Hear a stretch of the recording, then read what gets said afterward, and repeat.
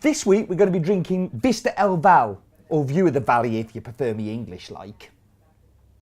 My name is Steve Layton, and I travel the world finding amazing and delicious coffee for you to drink at home.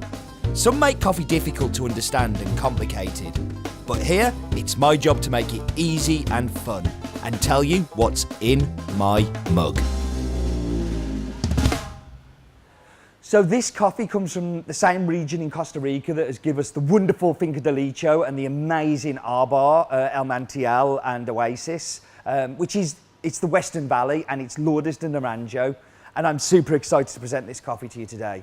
The farm is located at 1,500 to 1,600 metres above sea level and is owned in partnership by Oldemar Arrieta Lobo and Marlena Brenes Morena.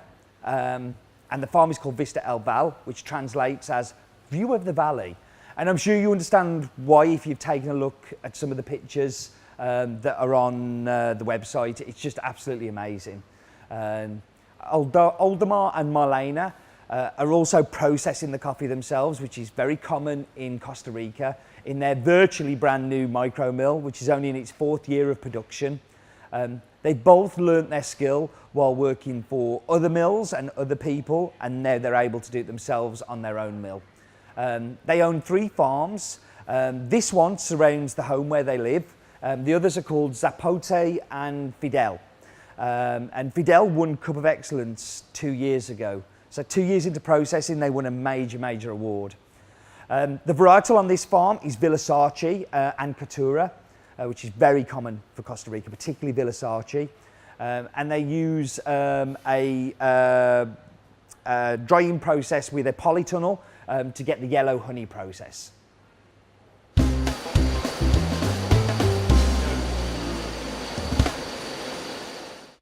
So this is great. We're bringing back something that I kind of killed off about 200 episodes ago. It seems nothing is ever dead. Even Roland's Daft Back might come back at some point. But this is snozzer in the bowl. Something I used to love doing, and I always do with coffees. The first thing I do before I'll cup them is smell them. So let's get the snozzer in there. And there's a predominant flavour coming off this one. It smells super citrusy. I want you to think a freshly squeezed lemon, that kind of sharpness, that kind of zing, the zap in there. There's not a lot else coming off the aromas of this. It really is just citrus lemon, but it's amazing. And you should do this at home, even when you're just brewing in your Chemex. Once you've ground it up, just have a quick sniff before. It gives you such an idea of what's to come in the cup.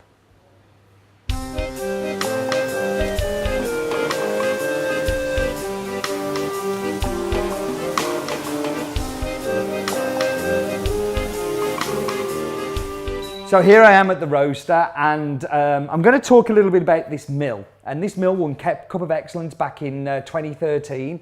And I thought this was a good chance to tell you about what the Cup of Excellence is, being as I've just got back from Cup of Excellence in Burundi. So Cup of Excellence is a stringent selection process and competition that's currently held in 10 countries. The aim of the competition is to find a true coffee of excellence, the best coffee that country has from that harvest. This is done by, first of all, involving a team of people involved in coffee producing within the country that it's being judged to select the best entered samples. This can range anything from 400 to over 1,000. And then these will then be cupped and cupped on taste quality only. And the best will pass through the selection process. From this, those 3 to 1,000 samples will be put down to 60 and they'll be forwarded to an international jury. And this jury is selected from all around the world by some of the most influential coffee buyers. Some reason they asked me as well, but not quite sure why. And this is not related to the size of the mill or anything else. It's down to the quality of the coffee, and the cupping skills of those jurors will select the very best coffees. The jurors will cup them once, and this will be blind, without any information of the sample at all. It'll just have a code number.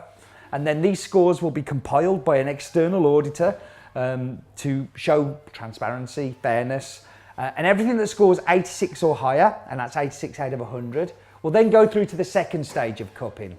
And the amount that can go through can depend on anything from I've seen as low as 10 and I've seen as high as 45.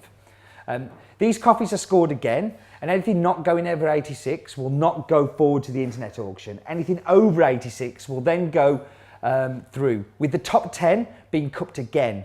And this cupping will determine their final place in that top 10 and where it goes in the auction. The winning one getting a massive prize of a huge price when it goes to auction, but also being able to find an international buyer for their coffees. Yeah, I think do like a special price to buy. You've got all of them, and maybe at the book launch. Yeah, and then just so many copies as well. So I'm joined by Dale Harris. Hello, Dale. Hey. Where's Dale? He's got tattoos, long hair. Where is he then? I don't know. In his car somewhere, Yeah. on the motorway. Dale was meant to be doing this part with me because Sonali was so happy to do it last time. She said she wanted some time off, but Dale isn't here and Sonali has kindly jumped in to help. So thank you very much. That's all right. We're tasting Vista El Valle here. Yeah. What was your recipe for this one? It was 19.2 grams in, 34 out, 32 seconds. Fantastic. So quite a long extraction there, Yeah. like you're dragging it out a little bit. Yeah. Why would you do that? What would be your... I think it's just where I prefer. Yeah. I think it would still be good a little bit shorter, but yeah. Yeah. prefer it like that. So I love honeys as espresso because I think they have that viscosity and the thickness, and you definitely get that in this one.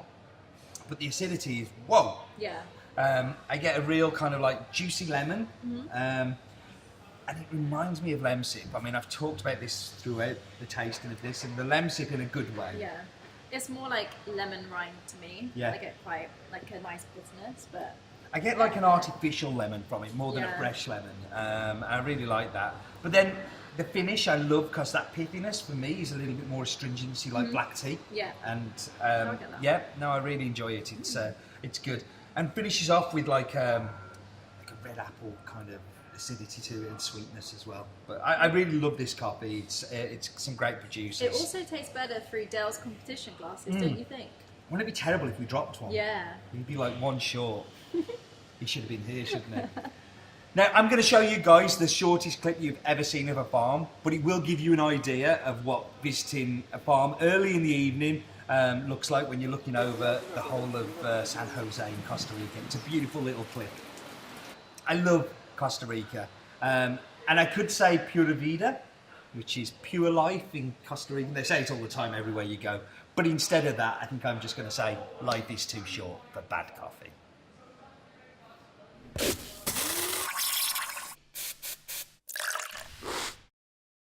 Just have a good smell. Sorry, I ended up getting coffee up my nose and into my throat. Be careful not to do that at home, kids.